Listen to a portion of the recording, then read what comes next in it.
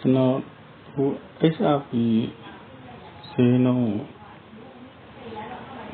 ကျွန်တော်သုံးသပ်ပြီးနေဖြစ်ပါနော်ကျွန်တော်ဒီ HRP ဈေးနှုန်းကိုကျွန်တော်တော်တော်ကြိုက်လို့ကျွန်တော်အခုဆိုရင်ကျွန်တော် buy trade ထိပါဘာကြောင့်ကျွန်တော် buy trade တာလဲ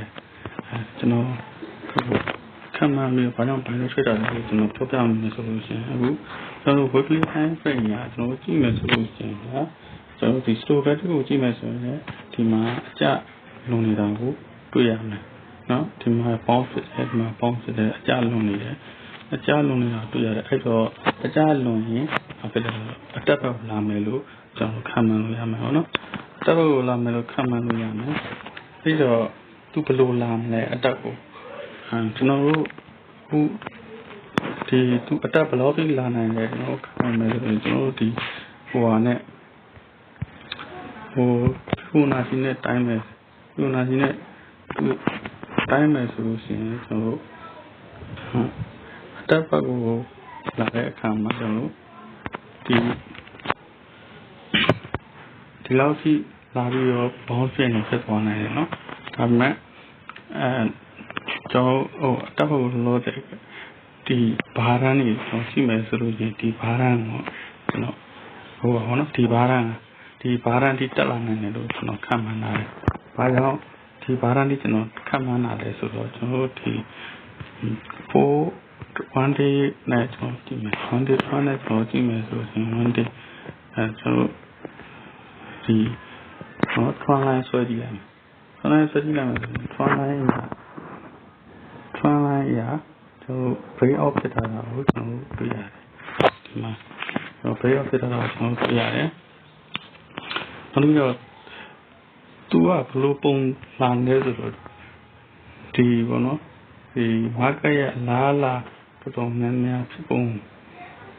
ညာကြည့်မယ်ဆိုရင်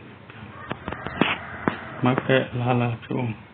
ကြည့်မယ်ဒီကသူကလမ်းပုံတရံပေါက်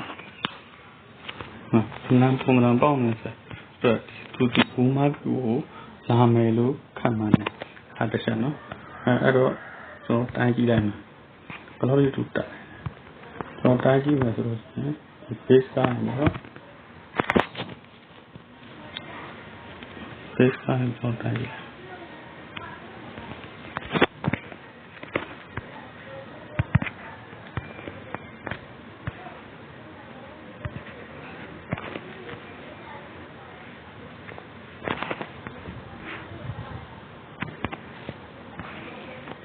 ပေးစားခြင်းတိုင်းတီရီကိုညွှန်ပြဆောနာဖီဘိုနာရှင်နဲ့ကြောက်တယ်အဲ့ဒီကိုပြရတယ်သူ့ရဲ့ trend line အရာကြည့်လို့ဆိုရင်အဲ့ဒီကိုတွားမယ်လို့ညွှန်တယ်နောက်တစ်ချက်ဒီ data ကိုကျွန်တော်သုံးကြည့်မယ်ဖီဘိုအရှိနိုမိုဘို indicator နဲ့ကြည့်မယ်အရှိနိုမိုဘို internet indicator အရှိနိုမိုဘို indicator နဲ့ကြည့်မယ်ဆိုရင်ဒီနေရာကကျောင်းဥမာဖေးရောက်ဖြစ်တဲ့အတွက်သူဒီဘူပါစ်ပြန်လာပြီးတော့အတက်ဘက်ကိုသွားမယ်လို့ခံမှန်းလို့ရတယ်ဒါဖေးရောက်ဖြစ်ပြီးတော့အတက်ဘက်ကိုသွားမယ်လို့ကျွန်တော်တို့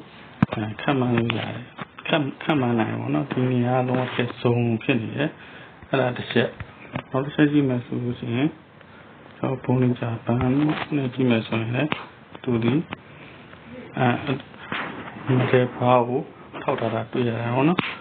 သူဒီအတက်ဘက်ကိုလုံးမယ်လို့ခံမှန်းတယ် trend line နဲ့ဖြစ်နေတယ်trend line ဖြစ်နေပေါ့နော် stochastic ကြည့်မယ်ဆိုရင်တော့ stochastic ကတော့ဒီမှာဟိုပါ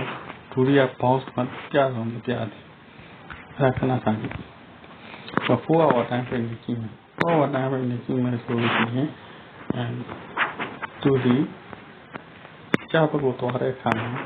တော့ဒီနေရာမှာ break out ဖြစ်ပြီးတော့ဒီမှာဒီဘောင်းတက်မယ်ဘောင်းတက်ပြီးဒီအောက်ကျမယ်ခံမှာမကျဘူးဒီနေရာမှာတော့တောင်းခံနေတွေ့ရတယ်ဆိုကတင်နေကြည့်မယ်ဆိုရင်ဒီနေရာကဟိုပါဘောနော်ရောင်းလို့နေလို့ပြောတာတွေ့ရတယ်ဒီနေရာမှာလည်းကန်တယ်ကpolice ကန်တယ်ပေါ့နော် police ကန်တယ်ပြနေတာတွေ့ရတယ်ဆိုတော့ကျွန်တော်ဒီဈေးဘက်ကိုကျွန်တော်ကြိုက်ပြီပေါ့နော်အားကြောင့်မို့လဲကျွန်တော်လောင်း long trade ထွက်လိုက်ရတာပေါ့နော်စောစောထိရတယ်4ဒေါ်လာအရှုံးနဲ့ပေါ့ကျွန်တော်ထွက်လိုက်တာဖြစ်ပါ